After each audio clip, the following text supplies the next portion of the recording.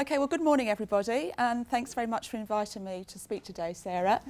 As Sarah mentioned, I'm going to talk about the latest toolkit that we've developed for Public Health England, which we developed in conjunction with the Chartered Institute of Environmental Health and also the Children's Food Trust. And it builds on earlier work that we've all been doing with the out-of-home food environment. I've particularly been involved in a lot of work in the past around takeaways. In fact, I've lost track of the number of fast food businesses I've been into and the number of chicken and chip shops I've visited, which as a vegetarian has been quite a challenge, but anyhow, very informative. And some of you might have come across an earlier toolkit that we developed a couple of years ago, which particularly focused on fast food businesses in deprived areas. And I've got the last few remaining hard copies of that available here if you want. But I don't want to confuse it because I'm talking about the latest toolkit that we've done today, which actually extends the work beyond takeaways, but to businesses in the out-of-home food environment as a whole. And we're talking particularly about independent local businesses that you as local authorities can have some influence over, we think.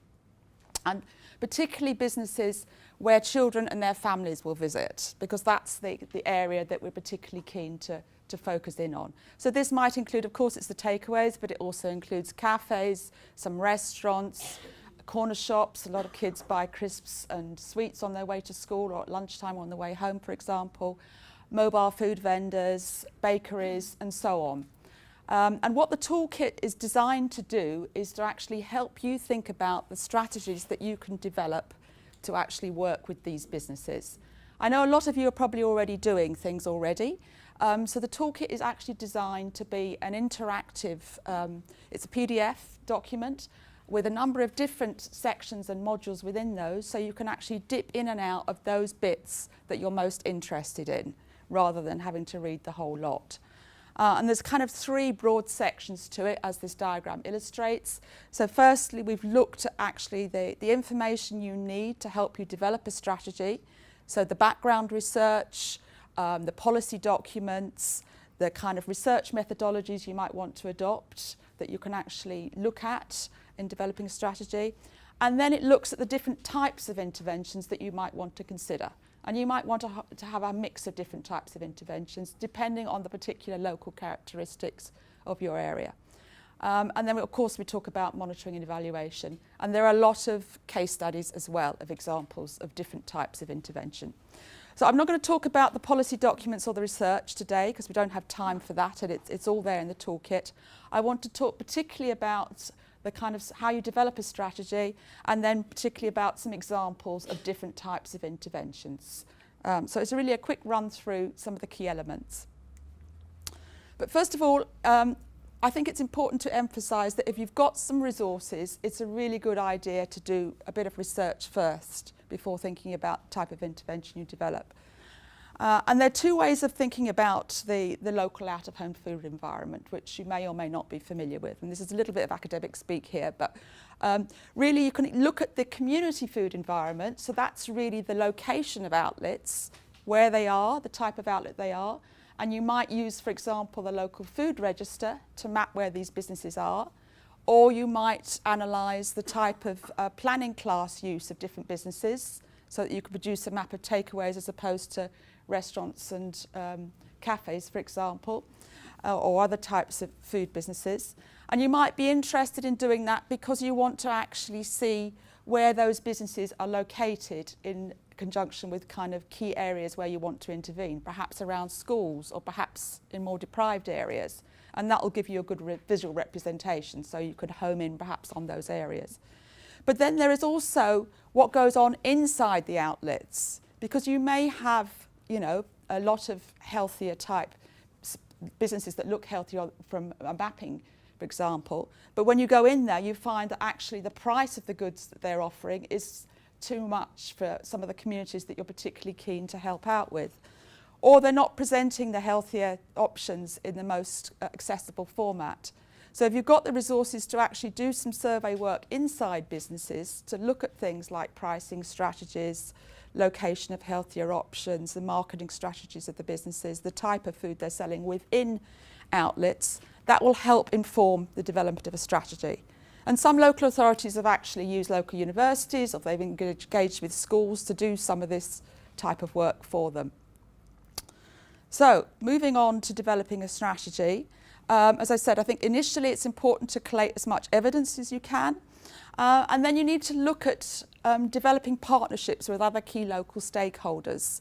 As Sarah mentioned, tackling the out-of-home food environment might want to be part of a wider strategy around economic development, or looking at issues of sustainability, regeneration of markets perhaps, other kind of policy agendas. And it's important to try and bring different stakeholders and different departments within the council together so that you can develop a kind of joined up strategy, which will obviously have a lot stronger message there and be more coherent than just looking at the out-of-home food environment on its own. And then once you've got that, you can look at interventions and clearly putting in systems in place for monitoring and evaluation. And there's more about this in the toolkit, so I don't want to go into those in too much detail here.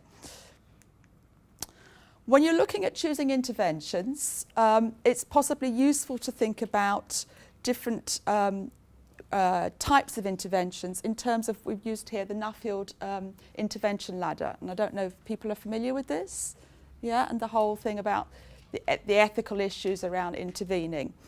So you could have interventions that are really just providing information and advice, which are really not particularly very interventionist, rising up through to actually restricting choice altogether. And the government as a whole has preferred interventions around information and advice. And there's only now, I think there is a shift now to things like the sugar tax, when they're realising that actually it is important in some areas to actually try and restrict choice. Otherwise, the just change won't happen. And those sort of issues are, you know, could include planning controls and closed gate policies in schools and that type of thing. I perhaps should mention that most of the research shows that if you actually want to encourage behaviour change amongst more deprived communities or communities from lower socioeconomic backgrounds, it tends to be the interventions which focus on changing price or access, i.e. the more sort of interventions that eliminate choice or restrict choice that tend to be more effective. It's the middle class communities in more affluent areas that are already more open to information and advice, those type of interventions. So depending on what type of communities you are hoping to work with, you may want to consider different interventions. But of course you can incorporate a whole mix of these type of interventions in your strategy. So I'm going to go through some examples of interventions that local authorities have developed that cover these type of objectives. And I should have mentioned perhaps that in developing the toolkit, we actually talked to local authorities from across the country. We worked with PHE and their representatives across the country to try and identify examples of good practice. May well have actually talked to some of the boroughs that you come from, because our objective really was to identify good practice, or at least practice that is actually working effectively at the moment. So first of all, the most kind of restrictive type of strategy is actually to ban the opening of new outlets. And as I'm sure a lot of you are aware, a lot of local authorities now have introduced supplementary planning documents to try and restrict the opening of new fast food businesses in particular.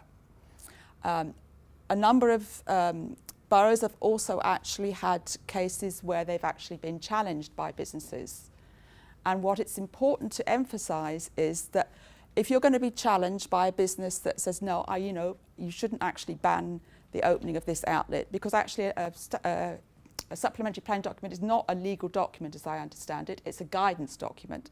So if it's actually going to work, you need to have some sound evidence in place. And what you need to do, you need to ensure that there is actually evidence within your local plan, within all the health and well-being strategies and the joint strategic needs assessment that actually talks about the detrimental health effects of an over-concentration of fast food outlets or unhealthy outlets in general. Then you can you'll have some evidence if a business actually challenges a decision by a local authority not to grant planning permission for a new outlet. Also, having evidence of obesity levels in your local area. And we've cited the example of Gateshead here, who have developed an excellent supplementary planning document. And what they actually did is they did a lot of research. They used the academic research on the link between the concentration of outlets and obesity levels. They actually identified that there were very high levels of childhood obesity in every single ward within their local authority area. And they also did some food testings of samples from, I think it was about 380 odd fast food businesses. They took food samples and analysed that and showed that it was actually very high in calories, sugar, salt, fats and so on. So they were able to then produce an excellent case and actually say that they would not, in their supplementary planning document, they said they would not allow any new takeaway in areas where the childhood obesity rate was more than, I think it's something like 10% or whatever. And that effectively meant they would not allow any new takeaways anywhere in the area.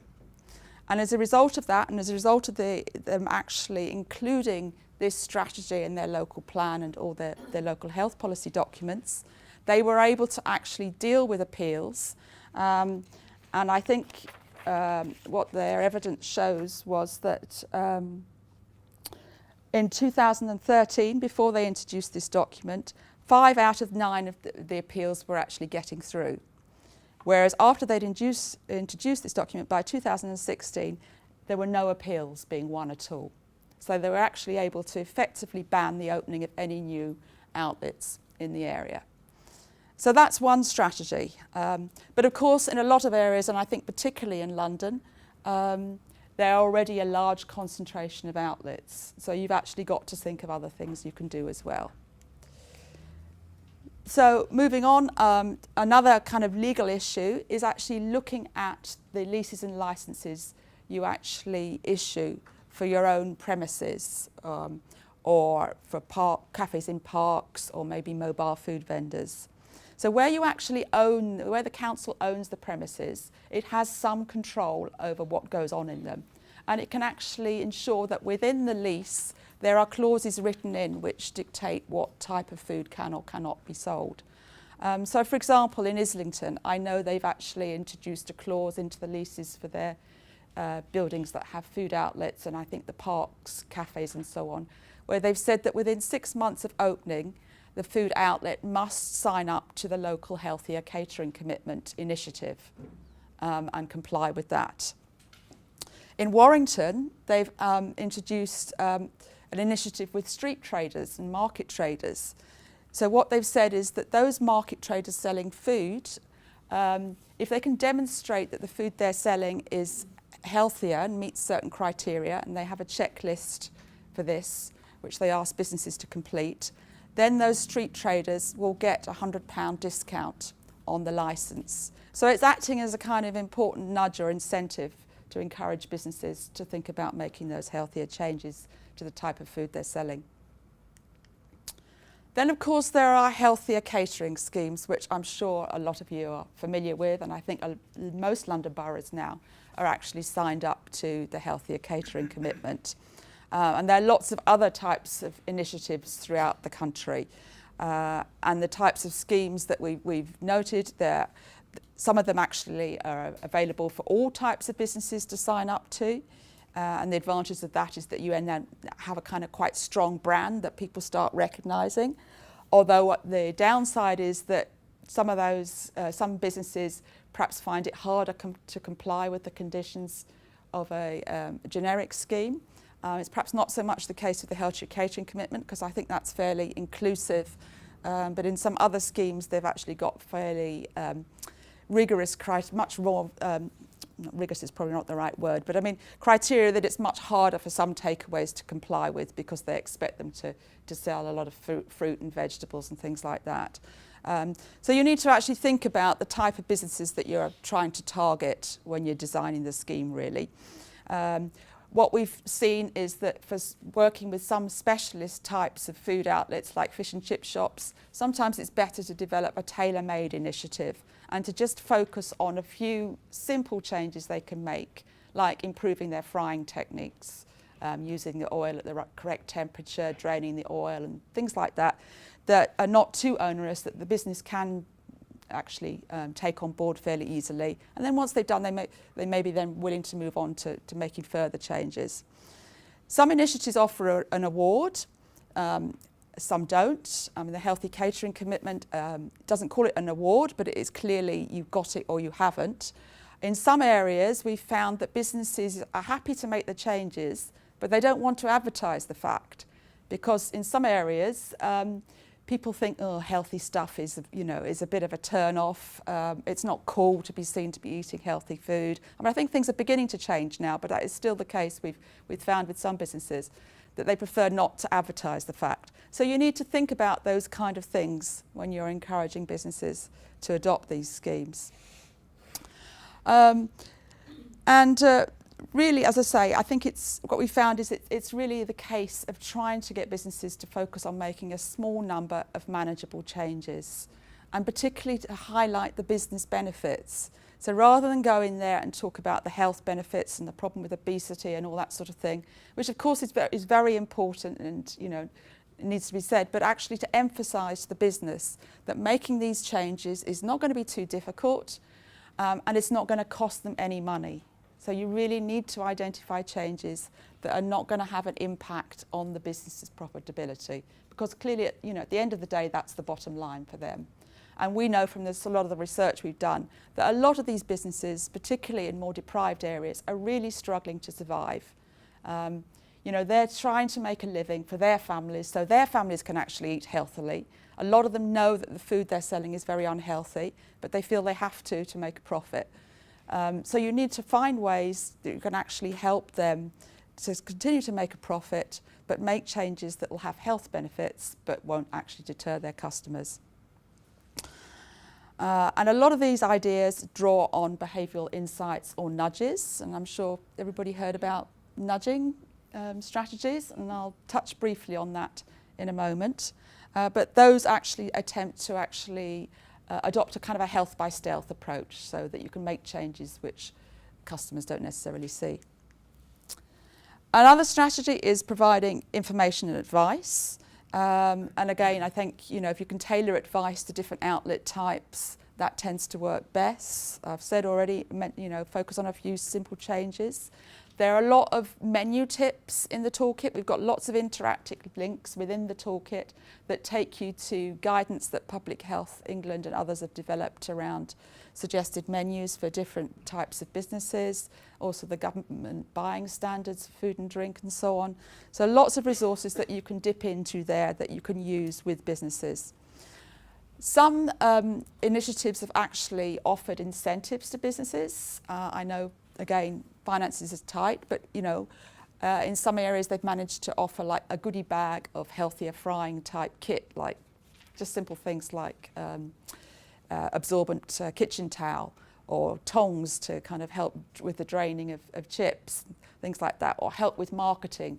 Some businesses actually say, well, we can't afford to change our menus, it costs too much. We're happy to sell healthier products, but we can't afford to put it on the menu because we'd have to change the menu, and that's going to cost us a couple of £1,000 or whatever. So there are things there that you can sort of use perhaps as a bit of a nudge to encourage businesses to make some changes. You can also link it to other kind of strategies. So for example, in Tower Hamlets, they've used Healthy Start vouchers, which, as you probably know, provide support to families on low incomes and give them vouchers that they can use to buy fruit and vegetables. They've linked up then with markets in Tower Hamlets, and they've developed a special variation of their Food for Health award for market traders, and linked that also to giving those traders advice on marketing their fruit and vegetables and improving the quality and the presentation and so on. And they've actually enabled and persuaded the families with the vouchers to use those vouchers with the fruit and vegetable traders, encourage the traders to accept them. And that's helped regenerate the market. It's been good for the businesses because it's improved their profitability. It's encouraged the families to buy more fruit and vegetables. So it's been a win-win situation that's worked pretty well. And then finally to return to nudging, it's a health by stealth strategy. So you can apply these to a whole range of interventions. And the latest mnemonic to come out of the government's behavioural insights team is easy. So they're suggesting that you can think about trying to make changes easy, attractive, social and timely. So to make things easier, if you encourage the businesses to make the healthier alternatives more accessible, perhaps by putting, the classic one is putting the healthier drinks at eye level, or the salads at the front of the food bar, maybe. But there's also kind of techniques for reducing the size of plates. Or I think at one point JJ were talking about producing smaller chip boxes. There was an initiative in Islington where they worked with traders selling fish and chips outside the Arsenal Stadium, and they got them to sell their chips in much smaller cartons. And we weighed one of the cartons of those chips, and it was only about 80 grams, which is about smaller than I think, or similar size to McDonald's. But it looks better because it's in a very small carton and the chips are filled to overflowing. So it's kind of making the customers believe they're getting a really good helping when in fact it's a much smaller size. Attractive, if you get businesses to offer free healthier side dishes. We found some fast food outlets that have offered free salad, and they've actually found that's been quite a good marketing strategy. We have special deals on healthier initiatives, perhaps a 2-for-1 offer, something like that. And also to make it look as if the healthier option is the norm. So if you have a number of different healthier options there on display, people will start to believe that, well, actually this is what everybody's buying. So it becomes a kind of socially normal to think about choosing a healthier option. And then finally, timely, kind of to prompt customers to actually choose the healthier option. Perhaps at the checkout point, you can nudge customers into saying, well, would you like this or that? Or we had one business where they actually would say to customers, what type of salad would you like? Rather than, do you want a salad? So it's getting people to think, yeah, they're definitely going to have a salad, it's just which one? So little things like that you can get businesses to think about. And then there's the classic things like the salt shakers, which I'm sure people are familiar with. Salt shaker with less holes, which has been shown to actually disperse less salt. So then we've looked at, following the theme really of a whole systems approach and looking at do things in collaboration, we've emphasised in the toolkit that it's important to work with local partners. And I'm just going to talk about 3 key local partners, 2 of these in a bit more detail and then one not so much. But local schools are clearly a very important local partner to work with if you're talking about working with on initiatives to tackle children's eating behaviour. And what the research seems to suggest is that really you need to adopt a whole school approach and work in conjunction with the community. So not just look at the school in isolation from what's going on outside the building, because quite often the research has shown that actually children want to go out for lunch because they don't like the situation or the food on offer in the canteen. Either they don't like the food, or there's great long queues, or the environment is not very conducive, so they'd rather go outside. So if you can actually improve the environment inside the school, they're more likely to stay on site, so making the school environment in the canteen a lot more attractive. There are other initiatives that have been tried also, such as Box Chicken, you may have heard about, where a mobile food vendor has actually been established by a community organisation, Shift Design they're called, which I think some boroughs have actually trialled it, but they've actually had the van outside the school selling healthier chicken stew to students at an affordable price, and that's encouraged kids to buy a healthier option.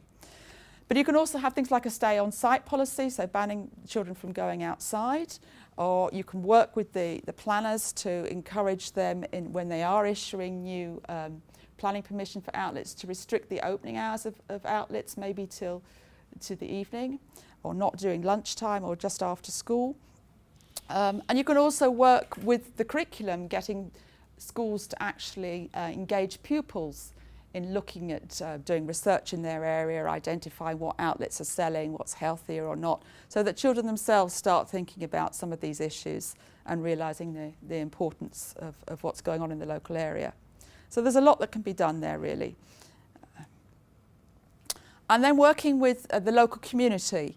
So again, what we found is that where businesses tend to say is, well, I'm happy to provide healthier options, but the customers don't want it. If you can work with community groups and local residents to actually encourage them to ask for healthier options, then businesses are more likely to respond. I mean, we found with in areas targeting the Caribbean community, for example, businesses actually said to us, the community told us that they didn't want so much salt in their food because the Caribbean community is very aware of the high prevalence of high blood pressure and so on. So they were actually asking for salt reduction. And the businesses are responding as a result. You can also link to local and national campaigns like Change for Life, Sugar Smart Cities, a number of areas have been adopting, where they actually work with community groups, with businesses, with schools to encourage a kind of joined up approach to tackling sugar levels in food. Some areas have actually introduced community tasting sessions, so they've actually helped businesses develop healthier recipes. And then they've done free tasting sessions with local groups to show the businesses that actually people do like this new food and they will buy it. And then finally, you can involve the community in planning decisions regarding the opening of new outlets. So where you can actually demonstrate that the local community is against the opening of a new outlet, that all adds weight to any appeal that might be made. And then finally, working with the supply chain. And I'm not going to say too much here because I know JJ's, I think Terry's about to talk about JJ's and they've been leading the way on this. But our early research found that when we were talking to businesses, a lot of them were saying, well, it's hard for us to introduce healthier initiatives because they cost more. That the differential between skinny chips and fatter chips is so great and we can't afford not to pass on these extra costs to our consumers. So some boroughs have actually been working now with suppliers to try and persuade them to reduce the price differential, to promote the healthier options to businesses.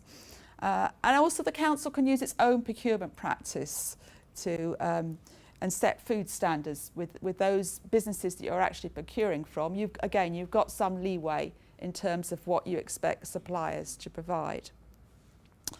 So Brighton and Hove, for example, has a procurement group where it's actually got local public agencies to come together to agree collectively what standards they're going to require from businesses that supply them. So there are a number of different initiatives there, and that was a very quick run through. As I say, really the toolkit is designed as a kind of menu of different options. You may find that some work better in some areas than other. We accept every local authority is different. It's really up to you to do the research in your local area and to pick the mix that you think is going to work best based on your local circumstances.